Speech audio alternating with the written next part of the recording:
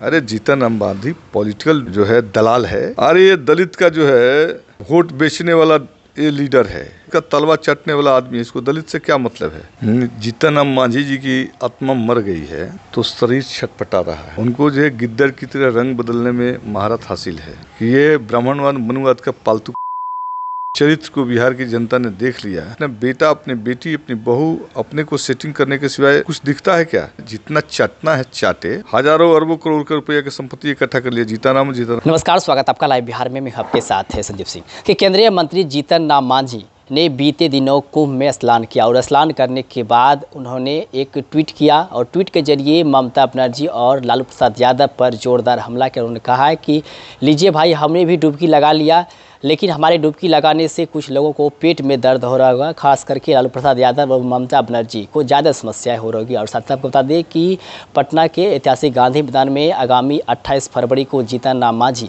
दलित समागम करने वाले हैं और इसको लेकर के भी खास बातचीत करेंगे। हमारे साथ बात करने के लिए सीपीएम से विधायक है सत्येंद्र यादव जी सीधे जुड़ते हैं, बातचीत करते हैं। सबसे पहले जीतन राम मांझी ने जो बयान दिया है लालू प्रसाद यादव और ममता बनर्जी को लेकर, कहा है कि ज़्यादा समस्या हो रही, पेट में दर्द हो रहा होगा कुंभ स्नान से, कैसे देखते हैं इस बयान को? जीतन राम मांझी जी की आत्मा मर गई है और आत्मा जब मर जाती है तो शरीर छटपटा रहा है। तो उन्होंने जो बयान दिया है वो तो कल तक के दलित की बात करते थे, मनुवाद ब्राह्मणवाद के खिलाफ बात करते थे। उनको जो है गिद्दड़ की तरह रंग बदलने में महारत हासिल है। वो स्नान कर लिए, किसके पेट में क्या दर्द हो रहा है। दर्द तो उनको शुरू हो गया है। उनके चरित्र को बिहार की जनता ने देख लिया कि ये ब्राह्मणवाद मनुवाद का पालतू, इसके सिवाय कुछ नहीं है। तो लालू प्रसाद यादव और ममता बनर्जी पर इस तरह का बयान, क्या मायने इसके निकाले? इससे क्या मायने है? इससे कुछ भी मायने नहीं है। जीतन राम मांझी तो मैंने कहा कि कल तक अपने को दलित के नेता कहते थे, आज ये ब्राह्मणवाद मनुवाद के गोद में खेल रहे हैं, उनके तालवे चाट रहे हैं। उनकी कोई वैचारिक कमिटमेंट नहीं है। तो जितना डुबकी लगाना है डुबकी लगाए, जितना चाटना है चाटे। उसमें लालू प्रसाद यादव को क्या लेना देना? अच्छा, चुनावी साल है, पटना के गांधी मैदान में दलित समागम करने जा रहे हैं, पूरे दलित को इकट्ठा करने जा रहे हैं। अरे ये दलित का जो है वोट बेचने वाला ये लीडर है। ये तो ब्राह्मणवाद का तलवा चाटने वाला आदमी है। इसको दलित से क्या मतलब है?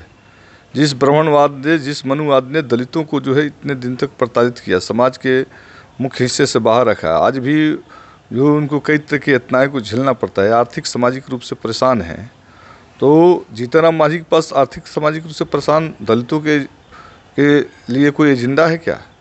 जीतन राम मांझी का अपने बेटा, अपनी बेटी, अपनी बहू, अपने को सेटिंग करने के सिवाय दलित भी कुछ दिखता है क्या? दलित के मूलभूत सवाल है 65% आरक्षण जो मिले थे, उसमें आरक्षण बढ़ा था, उस पर दलित, उस पर उसका क्या स्टैंड है जानते हैं? अभी देश के अंदर जो अंधविश्वास पोंगापंथ का बढ़ावा हो रहा है, उससे सबसे ज़्यादा दलितों का और समाज के दूसरे तबकों का जो है नुकसान हो रहा है। उस पर क्या है उसका स्टैंड है? जिस मनुवाद, जिस ब्राह्मणवाद के जो चलते हजारों साल से जो है समाज के एक बड़ा वर्ग प्रताड़ित रहा है, आज उसी में डुबकी लगा कर वो कह रहा है कि हम रैली कर रहे हैं, हम समागम कर रहे हैं। ये फालतू का विषय है। लेकिन वो दलितों को लेकर कहते हैं कि दलितों के लिए हमने बहुत कुछ किया है और दलित वोट बैंक पर लगातार अपना दावा भी। भाई, दलित के नेता दलितों के लिए कुछ नहीं किया है, अपने लिए किया है। हजारों अरबों करोड़ रुपए की संपत्ति इकट्ठा कर लिया। जीतन राम के बहू, जीतन राम का बेटा। किसी मुसहर भाई के लिए कुछ किया है क्या? मुसहर भाई की जो बदतर स्थिति है इस समाज के अंदर, जो उनकी माली हालात जिस तरह से खराब है, उसके लिए कोई सदन के अंदर कानून या सदन के अंदर कोई कार्यक्रम दिया है क्या? अरे जीतन राम मांझी पॉलिटिकल जो है दलाल है। कभी इधर कभी उधर जो है पैसा कमाने, पद पाने के लिए अपने समाज के लोग को बेच रहा है। उसको दलित से कोई मतलब नहीं है। क्या लग रहा है इस रैली से कुछ फायदा होगा, राजनीतिक फायदा? चुनावी साल है, कोई फायदा नहीं हो रहा है। पूरे बिहार के दलित ये बात को समझ चुके हैं कि रामविलास पासवान का बेटा जो है चिराग और जीतन राम मांझी जो है मनुवाद ब्राह्मणवाद सामंतवाद के गोद में खेलने वाला व्यक्ति है। उनके तलवा चटता है।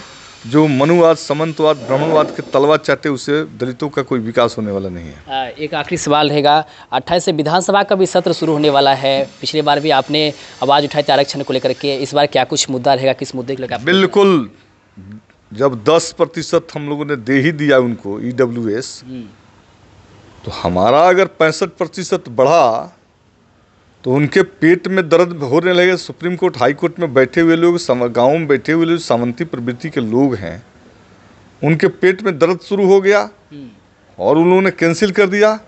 और ये नीतीश कुमार और जीतन राम मांझी और ये चिराग पासवान जो सामंती शक्तियों के गोद में खेल रहे हैं, ये आरक्षण के हिमायती नहीं है। हम लोगों ने तो कहा था कि संविधान के 9वां अनुसूची में इसको लेकर चलो, आज तक लेके नहीं गए। तो ये मुद्दे तो है बिहार के जन जन के मुद्दे हैं। जब उनको दे दिया, उनके हिस्से के 10% दे दिया, तो बाकी हिस्से तो हमारे हुए और अपने हिस्से से हम समझौता करने के मूड में नहीं है। हम हर कीमत पर अपने हिस्से का आरक्षण लेकर ही रहेंगे। 65% बढ़ा था, सरकार बनेगी तो बिहार में और भी बढ़ाएंगे। लड़ाई जारी रहेगा ये? बिल्कुल, इस सदन में भी ये सवाल उठेंगे और मजबूती से लेफ्ट फ्रंट इस बात को रखेगा।